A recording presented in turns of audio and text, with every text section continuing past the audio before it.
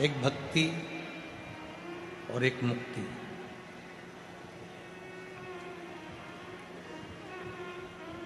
दो शब्द हैं। सीधे यदि मुक्ति को ढूंढोगे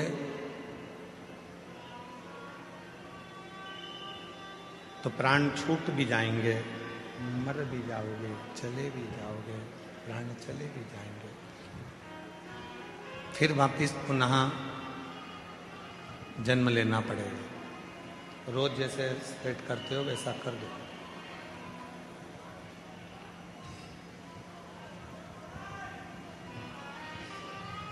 सीधे मुक्त होना, प्राण चले गए, शरीर चला गया, फिर वापिस जन्म लिया और जन्म लेकर फिर इस संसार सागर में आ गए।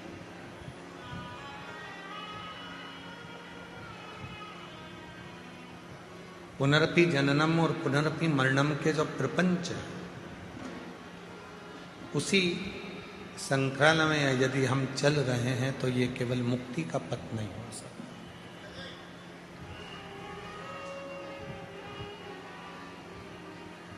शिव महापुराण की कथा कहती है, जब व्यक्ति के जीवन में भक्ति बढ़ती है, भक्ति का प्रवेश होता है और वो भक्ति इतनी अविरल हो जाती है, इतनी अविरल हो जाती है, तो परमात्मा को तुम्हें वापिस भेजना नहीं होता। परमात्मा आपको जब लेकर जाता है तो अपनी शरणागति में उसको रख लेता है, फिर वापिस नहीं भेजता। बस भक्ति को बढ़ाना है, भक्ति को बढ़ा दो। ये चल रहा है ये वाले। जितना भक्ति बढ़ेगी उतना सुख पाओ।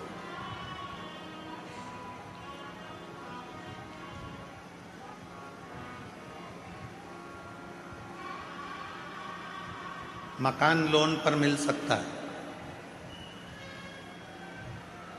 जमीन लोन पर मिल सकती है, गाड़ी लोन पर मिल सकती है,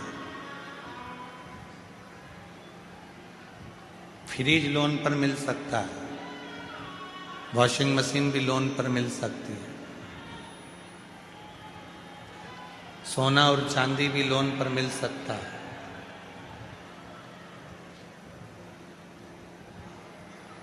गाड़ी लोन पर मिल जाएगी, जमीन लोन पर मिल जाएगी, प्रॉपर्टी लोन पर मिल जाएगी, बंगला लोन पर मिल जाएगा, सब कुछ लोन पर मिल सकता है। पर एक भक्ति और दूसरी मुक्ति, ये कभी लोन पर नहीं मिलती। ये दोनों लोन पर नहीं मिलेगी। ना भक्ति लोन पर मिलेगी, ना मुक्ति लोन पर मिलेगी। दोनों में लोन नहीं मिल सकता। अपने को खुद स्वयं के प्रबलता से, स्वयं के भाव से भक्ति को प्रकट करना।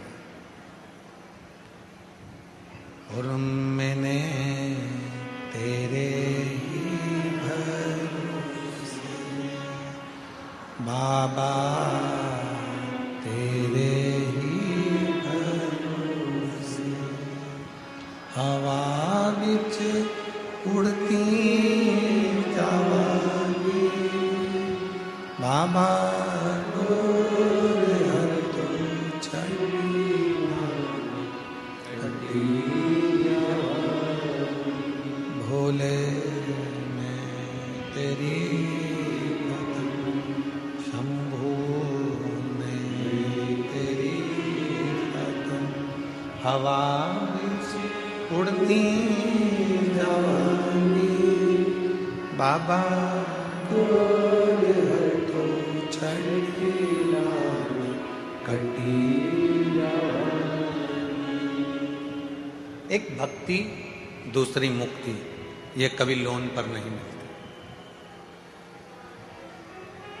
कभी लोन पर नहीं मिलेगी। आपको स्वयं धारण करना होगा, आपको स्वयं अपने भीतर उतारना होगा। और इतनी शिव की भक्ति कर लो, इतनी शिव की भक्ति कर लो कि मुक्ति मांगना ही नहीं पड़े और परमात्मा मुक्त कर दे। इतनी भक्ति कर।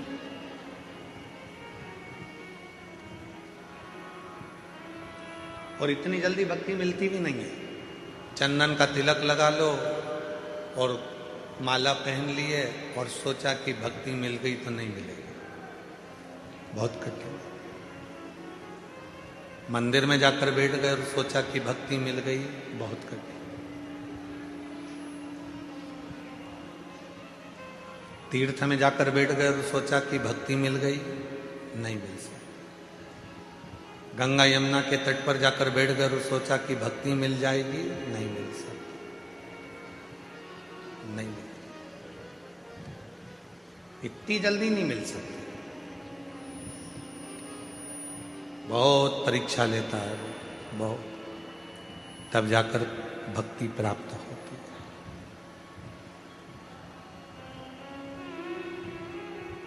मेरी माताओं, मेरी जीजियों, मेरे जीजाओं, मेरी बेटियों, मेरे बेटाओं, मेरे बुजुर्ग माँ बाप, माता पिता, आपसे एक बात पूछें। जितनी भी मेरी माताएं बैठी हैं, मेरी जीजियां बैठी हैं, जीजाओं से तो इस प्रश्न को हम नहीं कर सकते, क्योंकि हो सकता है कोई कोई जीजा इसका उत्तर भी दे सकते हैं, पर प्रश्न है मेरी जीजियों से। नमकीन घर में जब भी तुम तलते हो या नमकीन घर में बनाते हो तो उसको तेज आंच में बनाते हो। गैस की आंच कैसी रखते हो? तेज। अग्नि कैसी रखते हो? तेज। और जब मीठा कुछ बनाते हो तो गुलाब जामुन बना रहे हो, हलवा सेकना है, सीरा बनाना है, मीठी थूली बनाना है, खीर बनाना है, कोई मीठी चीज, कोई पुआ बनाना है, गुजिया बनाना है, मीठा मक्खन पारा बनाना है, मक्खन बड़ा बनाना है, मैसूर पाक बनाना है, घेवर बनाना है, मीठा बनाना है। तो मेरी जीजियां सब जानती हैं कि मीठा बनाने के लिए आंच को, अग्नि को थोड़ा धीमा रखा जाता है। बोलो सही है कि गलत है?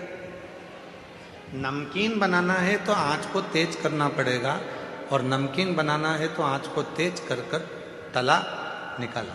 भजिया तेज आंच में, नमकीन तेज आंच में, पोहा तलना है तेज आंच में, चने की दाल तेज आंच में।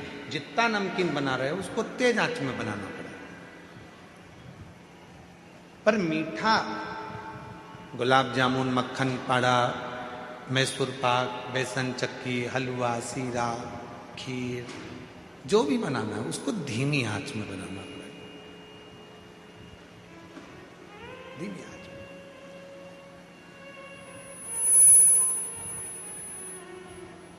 बस भक्ति भी वो मीठा है जिसको धीरे धीरे धीरे धीरे, जैसे आटे को सेको धीरे धीरे, सुगंध आने लगती है आटे के सिकने की, उसके बाद फिर वो हलवा तैयार हो जाता है, सीरा तैयार हो जाता है। गुलाब जामुन को भी धीमी आंच में सेके जाओ, उसमें स्वाद और कलर अपने आप बदल जाता है। गुजिये को धीमी आंच में सेके जाओ, उसका कलर और आनंद, सुगंध अपने आप आना चालू हो जाती है। उसी तरह अपने आप को मिठाई समझो और भक्ति के आनंदमय भावों में इसको सेकना प्रारंभ करो। धीरे धीरे धीरे धीरे जब भक्ति करते जाओगे तो इसका कलर भी चेंज होगा, स्वाद भी चेंज होगा और सुगंध भी चेंज होगा।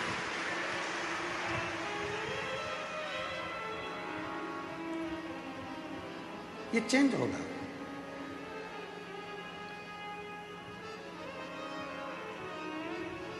भक्ति वो मिठास है जो धीरे धीरे प्रवेश करती है।